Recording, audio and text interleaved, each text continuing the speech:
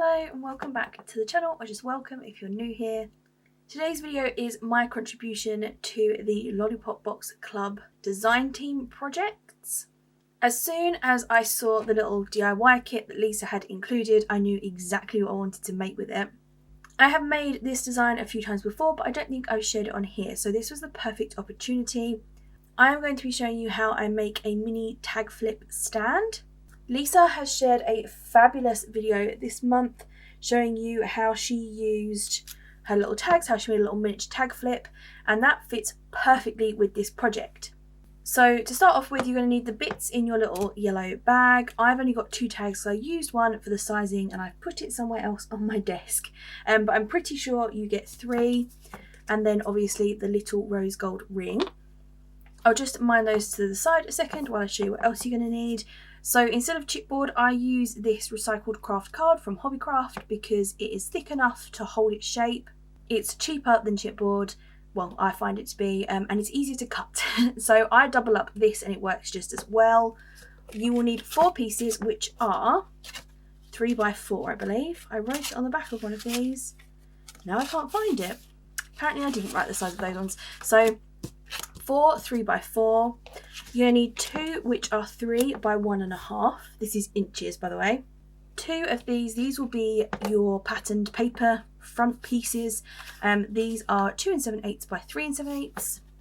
Then these 2 pieces are what you wrap this in to make your stand. So make sure that these 2 coordinate. These ones are 12 by 4.5 and 2 3/4 by 9 3/4. This one might change, the smaller one, depending on how much I need to cover, which you'll see in a second. These are pretty papers from the kit, and then I will be using lots of other papers to make the tags. I'd like to take this opportunity to ask you to subscribe if you haven't already. Don't forget to click the bell icon to be notified when I post more crafty videos, and like this video if you're enjoying it. So the first thing you want to do is double up your chipboard or craft card pieces. If you are using chipboard, you can skip this because you would only need the 1 piece. But I'm just going to use double-sided tape to attach these in their pairs.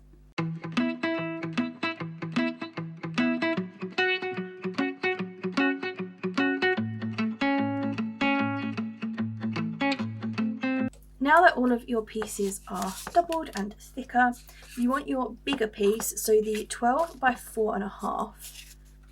And you just want to space these out in this order.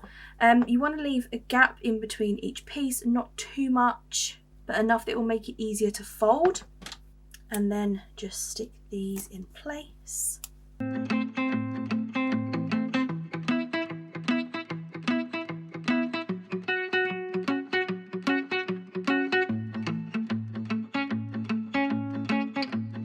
Then you want to take your scissors and just snip off the corners like so. And then also little triangles in these gaps. Next, to make it easier to fold, run your score tool along the edge of your chipboard or card pieces. You could definitely use like a cereal box or something for this if you didn't have chipboard or the craft card. Then I'm going to use double-sided tape and wet adhesive, I think, so that I get a really good adhesion all the way up to the edge. And you're just wrapping these pieces.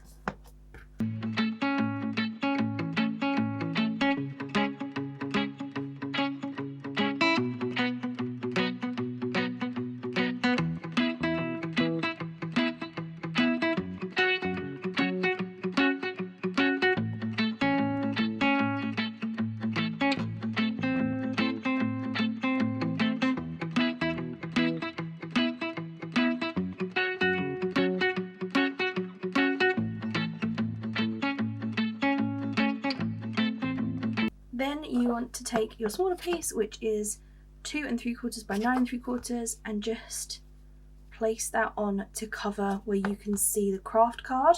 As you can see, I need mine a little bit shorter, so I can just trim that. I could have also gone a bit wider, which I haven't, but it's fine because this is the inside. You won't see it that much anyway.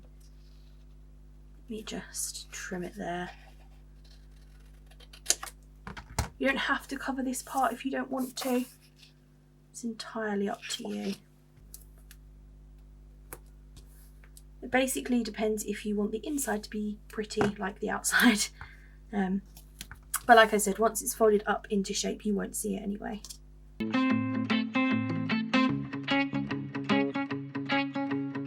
Once you've done that, you need to press down on the gaps so that the card knows where to bend. And then just slowly bend it up and you will end up with a sort of triangle shape. Let me just do that one a bit better. There we go. So I'll make a little triangle, which is going to be basically your stand. So now that you know where your score lines are, you can go ahead and add your pretty paper pieces. I might stitch around the edge of these. I have stitched these. I've just gone for baby pink thread because that was what was in my machine, and actually it matches this really nicely. I'm going to snip off the extra threads and then just attach these onto each side. This part will become the base, so you could cover that with a pretty paper piece if you want to, but it's entirely up to you. It won't be seen, so I'm not going to bother with it. It's already covered with this pretty paper.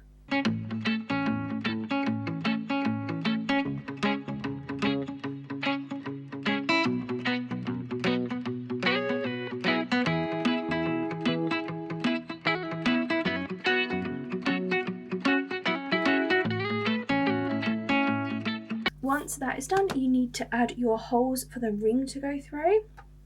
So you could measure this if you weren't doing exactly. I'm just going to eyeball it. Also, it's a good idea to add eyelets if you have them. It just strengthens, reinforces the gaps a little bit. But do make sure that your ring is going to fit through the ones you choose. So,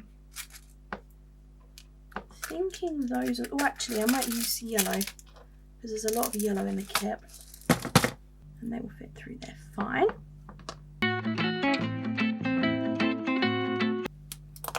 You can use a pen or something to mark through so that you know that they're going to match up.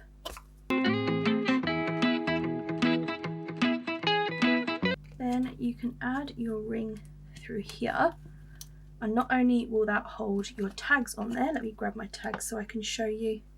I would probably add these with a little bit of string just because the hole for the tag is quite close to the top, whoops, which means it's very close to the top of the little stand. There you go. But it will hold your tags and it will hold itself closed as well. So it looks a little something like this. You could do all sorts with this. You could make it a shaker. You could make it bigger. You could make it even smaller. You could glue this so that it stayed closed permanently.